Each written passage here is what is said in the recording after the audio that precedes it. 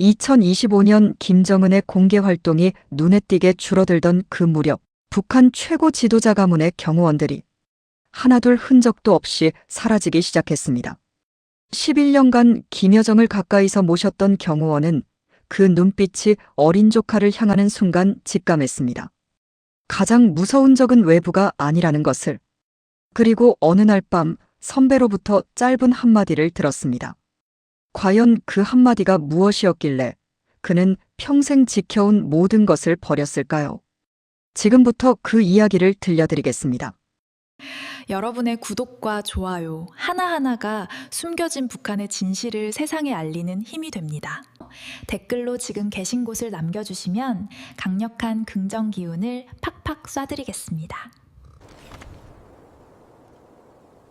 그 모든 것은 이렇게 시작되었습니다. 제가 호위 총국 김주의 전담 경호팀으로 발령받은 건 2020년 가을이었습니다. 당시 저는 꼬박 5년간 김여정 동지를 가까이서 모셨던 터라 이 발령이 영전인지 좌천인지 솔직히 헷갈렸습니다. 상관은 짧게 말했습니다. 리 중좌, 앞으로는 소녀 동지를 모신다. 그게 전부였습니다. 이유도 배경도 없었습니다. 그 자리에서 더 묻는 건 허용되지 않는 것이었으니까요. 저는 그날 저녁 집에 돌아와 처에게도 말하지 못했습니다.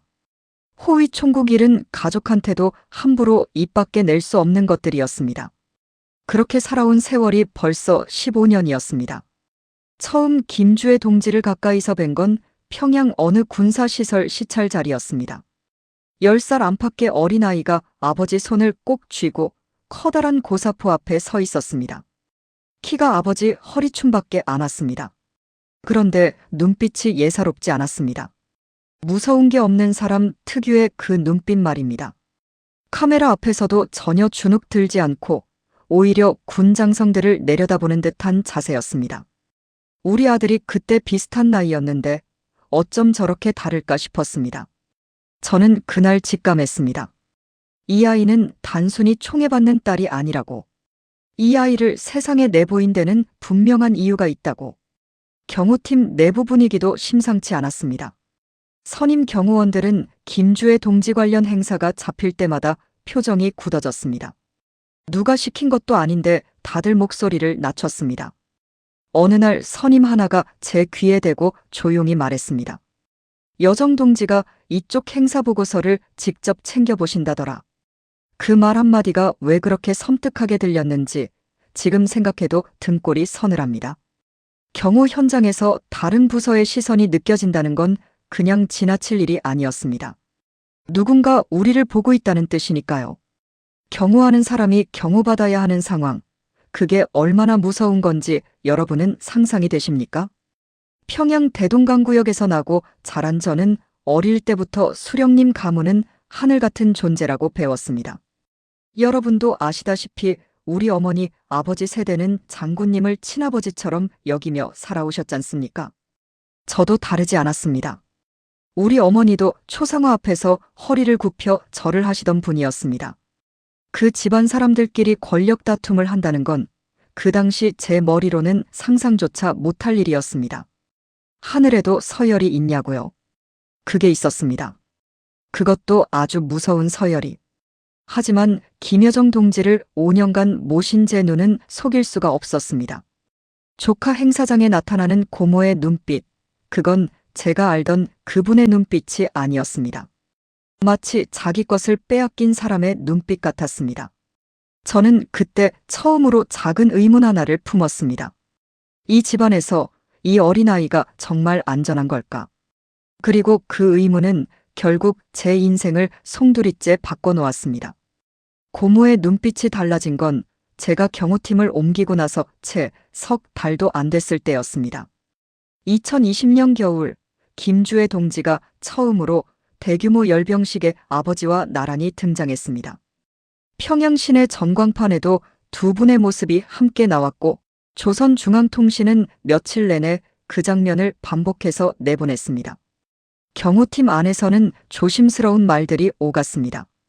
이제 방향이 정해진 것 같다. 직접적으로 후계라는 말을 쓰는 사람은 아무도 없었습니다. 그 단어는 입 밖에 내는 것 자체가 위험한 말이었으니까요. 상부에서 공식 발표가 나오기 전에 그 단어를 먼저 입에 올리는 건 처형감이었습니다. 그래서 다들 그냥 분위기로만 알았습니다. 눈빛으로만 주고받았습니다. 그게 그 나라에서 살아남는 방식이었습니다. 아는 척 안 하는 것, 못 본 척 하는 것. 그 무렵 김여정 동지가 행사장에 나타났습니다. 저는 경호 위치상 두 분을 동시에 시야에 둘 수 있는 자리에 있었습니다. 김여정 동지의 시선이 조카에게 향하는 순간을 저는 똑똑히 봤습니다. 웃고 있었습니다. 분명히 웃고 있었는데 그 웃음이 이상했습니다. 입은 웃는데 눈이 웃지 않았습니다. 오랫동안 그분을 모셨던 저는 압니다. 그건 진짜 웃음이 아니었습니다. 뭔가를 참고 있는 사람의 얼굴이었습니다. 저는 그 표정을 딱 한 번 본 적이 있었습니다. 자기보다 낫다고 생각했던 사람이 갑자기 위로 올라갔을 때 그걸 받아들이지 못하는 사람의 표정. 그게 그날 고모의 얼굴이었습니다. 고모는 그날 이후 조카 행사에 나타날 때마다 그 표정이었습니다. 그 이후로 두 분이 같은 행사에 함께하는 날이면 경호팀 전체에 보이지 않는 긴장감이 흘렀습니다. 누가 먼저 자리에 앉는지, 누가 카메라 중앙에 서는지, 누가 먼저 발언하는지. 그런 것들 하나하나가 전부 서열의 언어였습니다. 여러분도 아시다시피 우리네 집안에서도 명절 때 어른들 자리 배치 하나로 온 가족이 긴장하는 일이 있지 않습니까? 시어머니와 며느리 사이, 큰 집과 작은 집 사이에 그런 보이지 않는 서열 싸움이 있죠. 그런데 그 집안은 그런 서열 다툼이 사람 목숨과 직접 연결된 곳이었습니다. 치는 쪽이 자리를 잃는 게 아니라 목숨을 잃는 곳이었습니다. 결정적인 장면은 2021년 봄이었습니다. 내부 행사 자리에서 김정은 동지가 김주애의 어깨에 손을 얹고 뭔가를 나직하게 말하는 장면이 있었습니다. 그 순간 저는 반사적으로 김여정 동지의 표정을 확인했습니다. 그분은 고개를 살짝 돌리고 있었습니다. 외면이었습니다. 아버지가 딸을 아끼는 모습을 고모가 외면하는 장면. 저는 그날 확신했습니다. 고모는 조카를 경쟁자로 보기 시작했다고. 그 시선은 앞으로 아주 위험한 방향으로 흘러갈 것이라고. 저는 그 사실을 가슴에 묻고 매일 조카 곁을 지켰습니다. 그게 제 임무였으니까요. 그러나 임무와 양심이 부딪히는 날이 오고 있었습니다. 2025년 여름이 지나면서 김정은 동지의 공개 활동이 눈에 띄게 줄었습니다. 저희 경호팀은 최고 지도자를 직접 모시는 자리가 아니었지만 호위 총국 안에서 돌아다니는 공기는 숨길 수 없는 법입니다. 봉화진료소 쪽 의료 인력이 자주 움직인다는 소문, 전용 열차 운행 일정이 갑자기 취소된다는 이야기, 예정되어 있던 군부대 시찰이 아무 설명 없이 사라진다는 것. 하나하나는 별것 아닌 것 같아도 다 모아놓으면 분명한 신호였습니다. 봉화진료소는 최고 지도자 전용 의료기관입니다. 여러분으로 치면 대통령 주치의 팀이 밤낮 없이 비상 소집되기 시작했다는 뜻입니다. 수령의 몸이 예전 같지 않다는 것. 그걸 모르는 척해야 하는 게 그곳의 규칙이었지만 아는 척 안 한다고 사실이 바뀌는 건 아니었습니다. 우리는 다 알면서 모르는 척 하루하루를 보냈습니다. 그 무렵 김주애 동지의 공개 일정이 반대로 늘었습니다. 혼자서 행사에 나가는 횟수가 많아졌고 군 간부들과의 면담 자리에 단독으로 참석하는 일도 생겼습니다. 경호팀 입장에서는 업무 강도가 높아지는 것이었습니다. 하지만 저는 그보다 다른 걸 느꼈습니다. 이 아이의 어깨에 뭔가가 얹히고 있다는 것. 14살짜리 아이가 감당하기엔 너무 무거운 무언가가. 우리 아들이 그 나이였을 때 뭘 했나 생각해보면 학교 끝나고 친구들이랑 뛰어노는 게 전부였습니다. 그런 나이에 군부 고위 간부들 앞에 혼자 서야 하는 아이를 보면서 저는 자꾸 이상한 마음이 들었습니다. 경호원이 모시는 분한테 감정을 가지면 안 되는데 자꾸만 마음이 쓰였습니다. 그 아이도 결국 누군가의 딸이었으니까요. 반면 김여정 동지는 달랐습니다. 최고 지도자의 건강 이상 신호가 짙어질수록 그분의 움직임은 오히려 빨라졌습니다. 평소엔 없던 심야 회의, 기 좀 보고 라인을 통하지 않는 별도 접촉, 갑자기 중용되기 시작하는 보위부 특정 인사들. 저는 경호 업무를 통해 그분의 동선을 간접적으로 파악할 수 있었습니다. 오빠가 약해질수록 고모는 더 바빠졌습니다. 더 빠르게, 더 조용하게 움직였습니다. 물이 새는 배에서 혼자 짐을 챙기는 사람처럼. 여러분, 집안 어른이 편찮으시면 형제들 사이에서 자연히 눈치 싸움이 시작되지 않습니까? 대놓고 말하는 사람은 없지만 분위기가 달라집니다. 재산 이야기가 슬슬 나오기 시작하죠. 우리네 어머니, 아버지 세대도 집안에서 그런 일 겪으신 분들 많으시지 않습니까? 그 집안도 마찬가지였습니다. 다만 그 집안에서 다투는 것은 논밭이 아니라 한반도 북쪽 전체를 쥔 권력이었습니다. 저는 경호 임무를 마치고 숙소로 돌아오는 길마다 생각했습니다. 오빠가 쓰러지는 날, 이 어린아이는 어떻게 되는 걸까? 그리고 그 답이 너무 두려워서 더 이상 생각하고 싶지 않았습니다. 그 질문은 저를 잠 못 들게 했습니다. 결국 그 질문이 저를 이 자리까지 데려왔습니다. 처음 이상한 낌새를 느낀 건 2025년 가을이었습니다. 경호팀 동료 한 명이 갑자기 출근을 하지 않았습니다. 연락도 없었습니다. 호위 총국에서 그런 일은 두 가지 중 하나를 의미합니다. 갑작스러운 전출 아니면 연행. 며칠이 지나도 소식이 없자 우리는 본능적으로 알았습니다. 전출이 아니라는 것을. 그 친구는 저와 같은 해에 김주의 동지 경호팀으로 온 사람이었습니다. 조용하고 성실한 친구였습니다. 잘못을 저지를 사람이 아니었습니다. 아이도 둘이나 있었습니다. 그런데 사라졌습니다. 흔적도 없이. 남은 우리는 아무것도 묻지 않았습니다. 묻는 것 자체가 위험한 것이었으니까요. 우리 어머니 세대분들은 아실 겁니다. 6.25 이후 누군가 밤새 사라지면 그냥 없는 사람이 되던 시절이 있었다고. 북한은 그게 지금까지 계속되고 있었습니다. 2달 뒤 또 한 명이 사라졌습니다. 이번엔 팀에서 가장 경력이 오래된 선임 경호원이었습니다. 그 사람이 사라지던 날 아침, 저는 그와 함께 교대 인수인계를 했습니다. 아무 이상한 점이 없었습니다.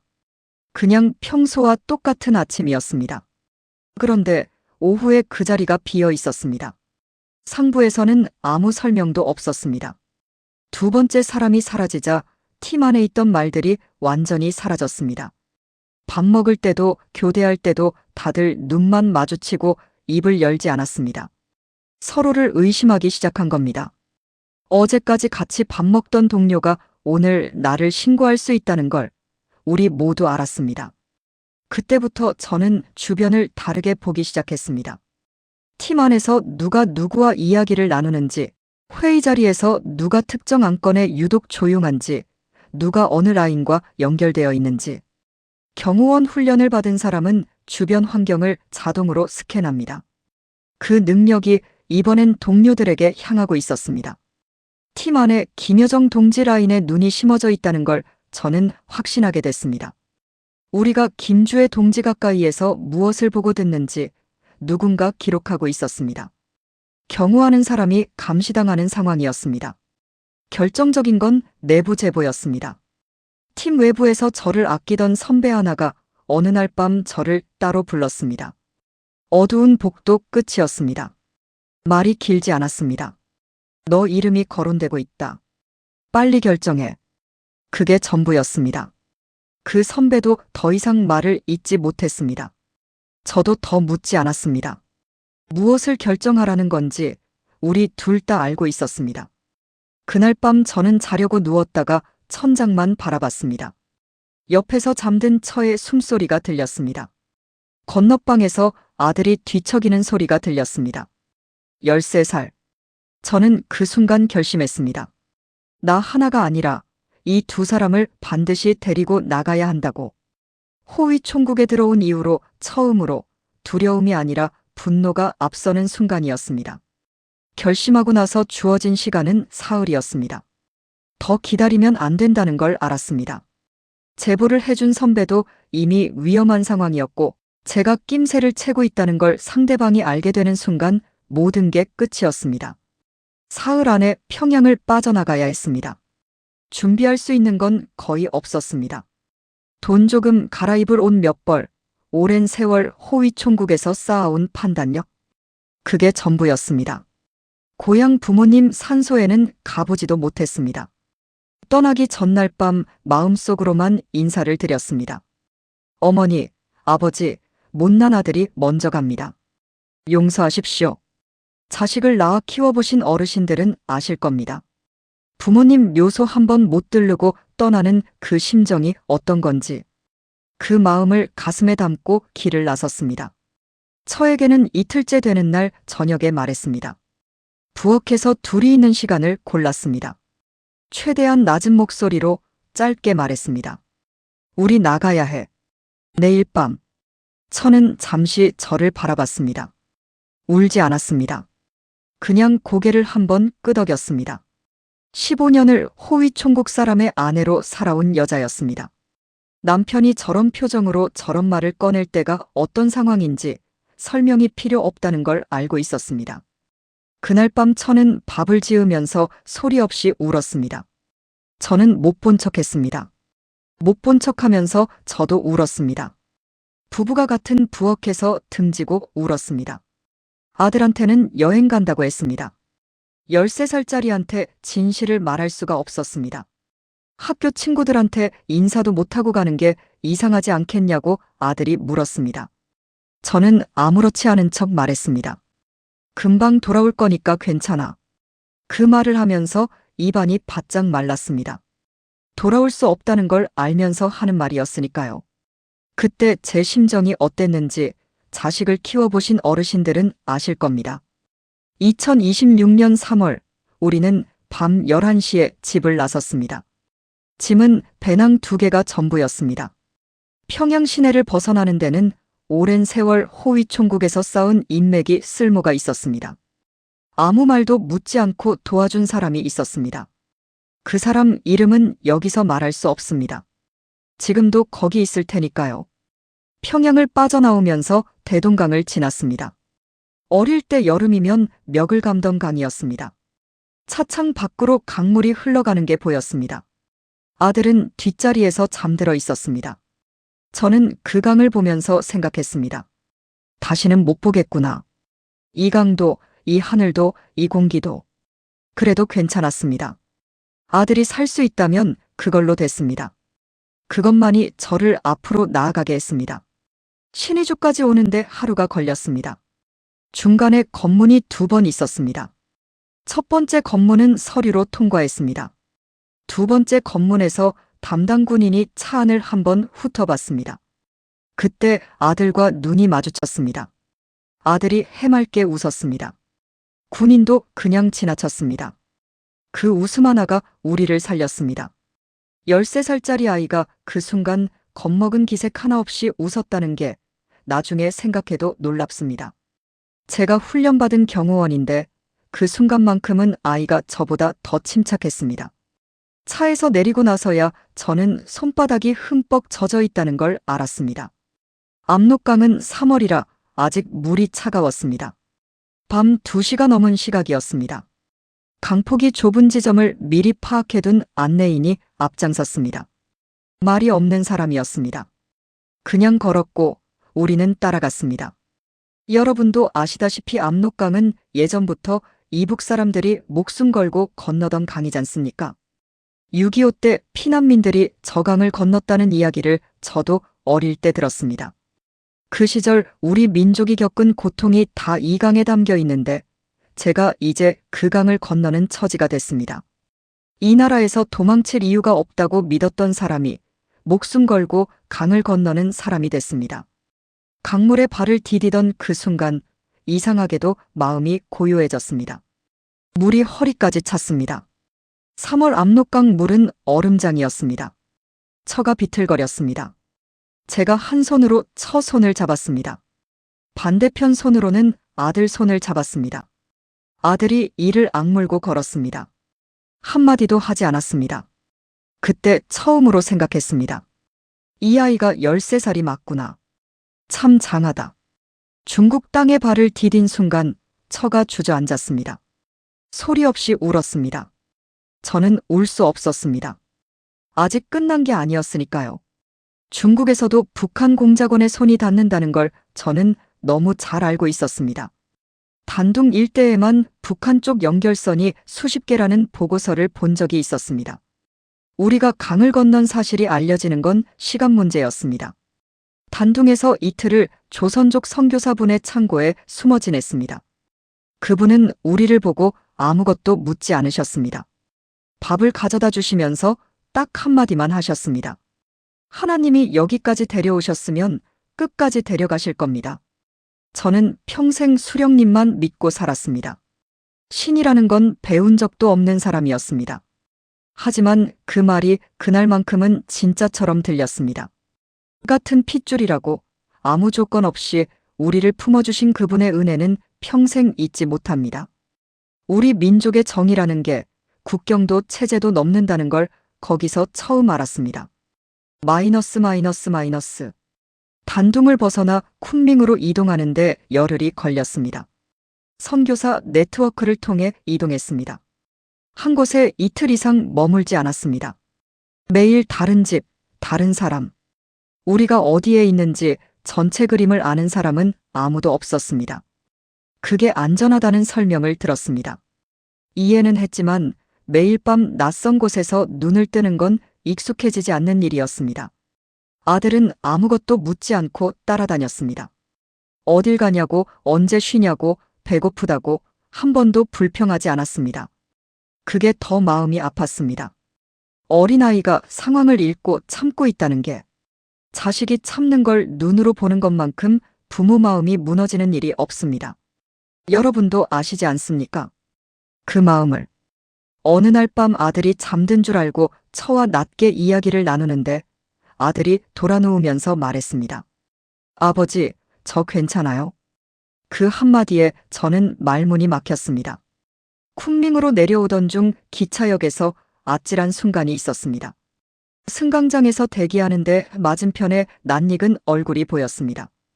단둥에서 한 번 스친 적 있는 조선 사람이었습니다. 눈이 마주치려는 순간 저는 고개를 돌렸습니다. 처에게 낮게 말했습니다. 아들 모자 씌워. 기차가 들어올 때까지 3분이 3시간처럼 느껴졌습니다. 그 사람이 공작원인지 아닌지 끝내 알 수 없었습니다. 다만 그런 상황에서 모험을 할 수는 없었습니다. 우리 가족이 걸린 문제니까요. 기차가 출발하고 나서야 처가 저 손을 놓았습니다. 그제야 제 손도 떨리고 있다는 걸 알았습니다. 쿤밍에서 태국 국경까지는 차로 이동했습니다. 국경을 넘는 과정은 기억하고 싶지 않습니다. 아들에게도 절대 기억하지 말라고 했습니다. 태국 방콕에 도착한 건 3월 하순이었습니다. 한국 대사관까지 걸어가는 길에 처가 발목을 접질렸습니다. 아들이 엄마 옆에 바짝 붙어서 부축했습니다. 저는 그 모습을 보면서도 걸음을 멈출 수가 없었습니다. 멈추면 안 됐으니까요. 여기서 멈추면 지금까지 버텨온 모든 게 소용없어지니까요. 대사관 철문 앞에서 저는 잠시 멈췄습니다. 이 문을 두드리면 돌아갈 수 없다는 걸 알았습니다. 이미 돌아갈 곳이 없다는 것도 알았습니다. 초인종을 눌렀습니다. 직원이 나왔습니다. 저는 말했습니다. 저는 북한에서 왔습니다. 도움을 요청합니다. 생각보다 목소리가 떨리지 않았습니다. 철문이 열렸습니다. 안으로 들어서는 순간 처음으로 숨을 제대로 쉬었습니다.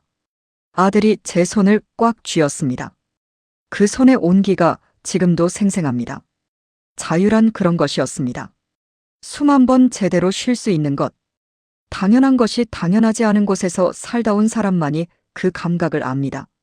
한국 땅을 처음 밟은 건 2026년 3월 말이었습니다. 인천공항에서 나오는데 광고판이 사방에서 번쩍였습니다. 뭘 파는 건지도 모를 물건들이 빛나고 있었습니다. 사람들이 빠르게 걸어 다니는데 다들 표정이 달랐습니다. 눈치를 보는 사람이 없었습니다. 누구도 누군가를 감시하는 것 같지 않았습니다. 말을 크게 해도 웃어도 뛰어다녀도 아무도 뭐라 하지 않았습니다. 그게 가장 낯설었습니다. 두리번거리며 아들이 물었습니다. 아버지, 여기가 한국이에요? 저는 고개를 끄덕였습니다. 그래. 그 한마디밖에 못했습니다. 목구멍이 막혔습니다. 하나원에서 지내는 동안 처음으로 마트에 갔습니다. 우리 어머니 살아계실 때 장마당에서 물건 하나 사려면 반나절을 흥정해야 했습니다. 장마당이라는 게 북한의 재래시장 같은 곳인데 거기서는 물건 하나에도 값을 깎고 또 깎아야 했습니다. 그런데 이 나라 마트에는 같은 물건이 수십 가지씩 쌓여 있었습니다. 값도 다 붙어 있었습니다. 흥정할 필요가 없었습니다. 아들이 과자 코너 앞에서 발을 못 댔습니다.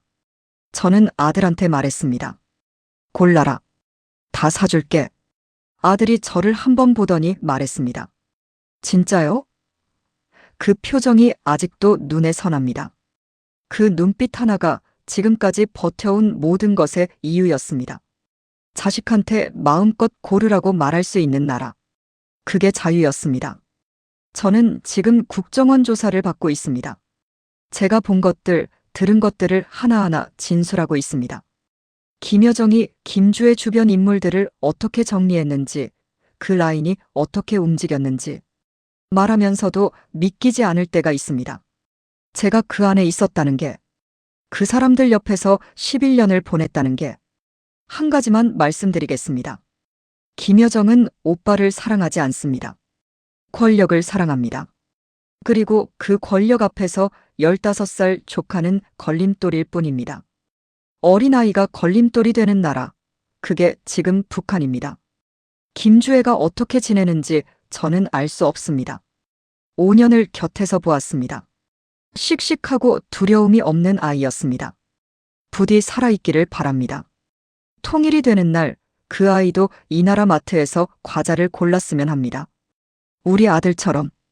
북한에 남아 계신 분들, 진실은 반드시 밖으로 나옵니다. 저처럼. 여러분도 그날을 기다려 주십시오. 우리 어머니, 아버지 세대가 꿈꿨던 통일, 이제는 우리가 함께 이뤄야 할 차례입니다.